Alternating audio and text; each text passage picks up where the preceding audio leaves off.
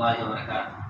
إن الحمد لله وحده والصلاة والسلام على من لا نبي بعده. أما بعد، عن عبد الله بن عمرو بن العاص رضي الله عنهما أن النبي صلى الله عليه وسلم قال: أربع من كن فيه كان منافقا خالصا، ومن كانت فيه خصلة منهن كانت فيه خصلة من النفاق حتى يدعها: إذا اؤتمن خان، وإذا حدث كذب، وإذا عاهد غدر، وإذا خاصم فجر. رواه الشيخان. بخاری کتاب الایمان حدیث بخاری شریف کتاب الایمان باب علامت المنافق، ورواه مسلم کی کتاب الایمان باب خصال المنافق. معزز حاضرین، ایک چھوٹی سی روایت آج کے اس درس میں نے آپ کے سامنے رکھی ہے.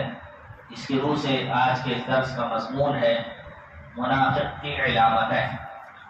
منافق کہتے کس کو؟ منافق اس کو کہتے ہیں جو زبان سے کلمے کا اقرار کرے اور دل میں کفر کو چھپائے. دل میں کفر کو چھپائے اور زبان سے کلمہ لا الہ الا اللہ محمد رسول اللہ کا اقرار کرے. اس کی زبان کچھ اور کہتی ہو، دل میں کچھ اور باتیں موجود ہوں، وہ منافق ہوتا ہے. کچھ علامتیں اس کی ہوتی ہیں جو اس کے کردار اور کیریکٹر سے ثابت کرتی ہیں کہ یہ منافق ہے. منافق کی کچھ علامتیں حدیث کے اندر بتائی گئی ہیں. چنانچہ حضرت عبداللہ بن عمرو بن العاص رضی اللہ عنہما بیان کرتے ہیں اللہ کے نبی صلی اللہ علیہ وسلم نے فرمایا: اربع من کن فیہ کان منافقا خالصا.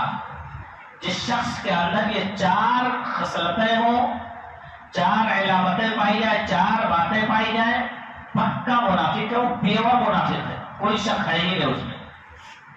اربع من کن فیہ کان منافقا خالصا، ومن كانت فيه خصلة منهن كانت فيه خصلة من النفاق حتى يدعها.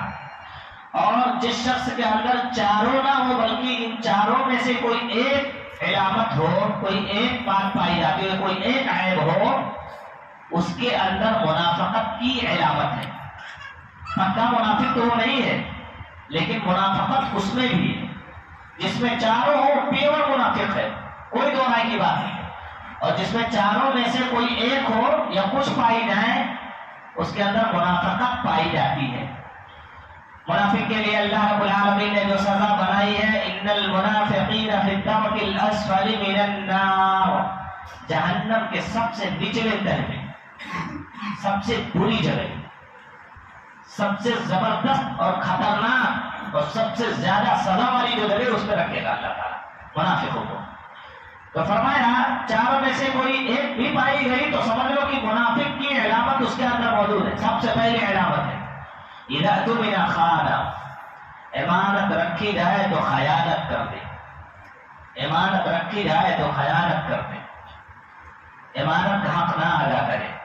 اسے قیامت کی نشانیوں میں سے اللہ کے نبی نے بتایا. قیامت جب قریب آئے گی، دور دور کہیں آپ کو جو ہے ایماندار لوگ نظر نہیں آئیں گے. اچھے اچھے داڑھی والوں کے ہاں دو چار لاکھ رکھ دو تو پیمانی کر لیں گے، کھا جائیں گے، حجم کر لیں گے. پھر ہوگا کیا؟ مانگو گے تو ڈیٹ پر ڈیٹ دیتے جائیں گے. کسی نے بڑی اچھی بات لکھی تھی: قرض دیتے وقت بھی آپ بڑے احتیاط سے کام لینا. کبھی کبھی پیسوں سے بھی، اور اگر اپنوں کو دیا ہے آپ نے تو رشتوں سے بھی ہاتھ دھونا پڑتا ہے. رشتے میں چھوٹ جاتے ہیں، پیسے بھی چھوٹ جاتے ہیں، وہ بھی نہیں ملتا ہے. اپنے ہی دیے ہوئے پیسے بھکاریوں کی طرح مانگنے پڑتے ہیں، اور لینے والا جج بن کر تاریخ پر تاریخ، ڈیٹ پر ڈیٹ دیا جاتا ہے. یہ اؤتمن خان. جب امانت رکھی جائے تو خیانت کرے، وقت پر لوٹائے نہ اسے. وَإِذَا حَدَّثَ كَذَبَ. وَإِذَا حَدَّثَ كَذَبَ. جب بات کرے تو جھوٹ بولے، جھوٹ کی ملاوٹ ہو. آپ ذرا سوچو تو صحیح، ہمارے دھندوں میں کتنے جھوٹ کی ملاوٹ ہے. صبح سے شام تک جھوٹ جھوٹ جھوٹ. اللہ اکبر، جھوٹ پر پوری بنیاد ہے ہمارے دھندوں کی. اذا حدث كذب. بات کرے تو جھوٹ بولے. وَإِذَا عَاهَدَ غَدَرَ. جب عہد کرے تو دھوکہ دے جائے. عہد کرے تو دھوکہ دے جائے. اتنے لوگ ایسے دیکھیے یہ بھی ایک طرح کا عہد ہے. آپ نے کسی سے سودا لیا, آج پیسے نہیں ہے, آپ کل دے دوں گا. آپ کی داڑھی دیکھ کر, چہرہ موڑا دیکھ کر, آپ کی نمازوں پر اعتبار کر کے, آپ کے مسلمان ہونے کا اعتبار کر کے اگر اس نے سودا دے ہی دیا ہے تو آپ اس کو دھوکہ دیں, ڈٹ پر ڈٹ دیتے جائیں, یہ آپ کے لیے مناسب نہیں تھا.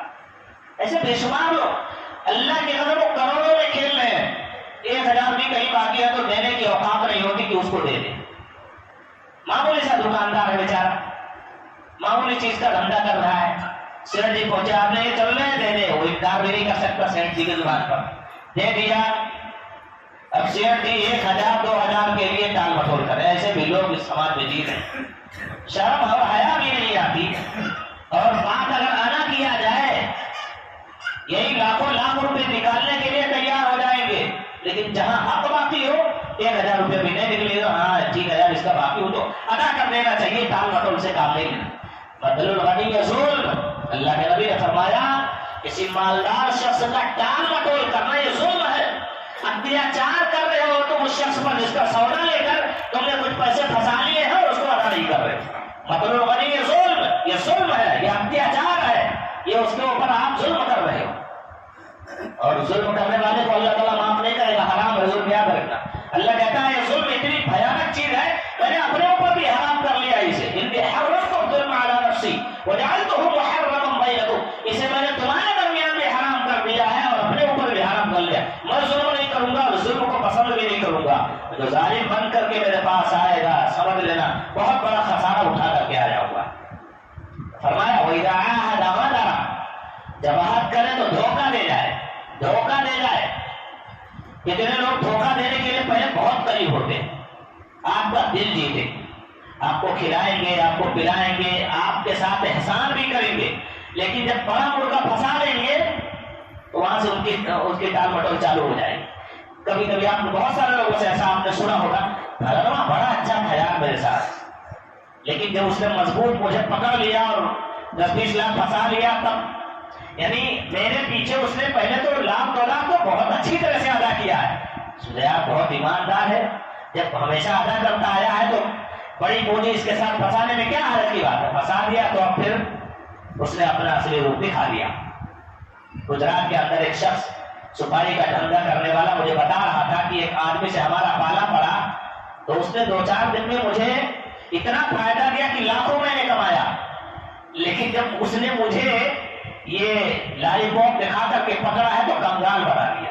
ایسے لوگ وَإِذَا عَاهَدَ غَدَرَ, عہد کرے تو دھوکہ دے جائے. وَإِذَا خَاصَمَ فَجَرَ, اور جب لڑائی کرے تو گالی گلوچ پر اتر آئے, لڑائی کرے تو گالی گلوچ پر. یعنی دیکھیے یہاں تک بات کہیں نہ کہیں برداشت کے قابل ہے کہ کسی سے تو میں ہو گئی, کسی سے کچھ اختلاف ہو گیا, کچھ زبان درازی ہو گئی یا کچھ اور باتوں میں اختلاف ہو گیا, یہاں تک بات اطمینان والی ہو. لیکن انسان ماں بہن پکڑنے لگ جائے, گالی گلوچ پہ اتر آئے, غلاظتیں نکالنے لگے اپنے زبان سے, یہ اسلام کو پسند نہیں. منافق ایسا کرتا ہے جس کے اندر نفاق چھپا ہوا ہوتا. اس لیے اگر کسی سے تو میں بھی ہو جائے, کچھ اختلافات بھی ہو جائے تو کم سے کم اپنا ضمیر اتنا گندا نہیں کرنا چاہیے کہ زبان سے غلاظتیں نکلنے لگے, گالی گلوچ, ماں بہن وغیرہ کی نوبت آ جائے. اللہ تعالی ہم سب کو ان بری خصلتوں سے محفوظ رہنے کی توفیق عطا فرمائے. وصلی اللہ تعالی علی خیر خلقہ نبینا محمد وآلہ وصحبہ اجمعین. والسلام علیکم ورحمۃ اللہ وبرکاتہ.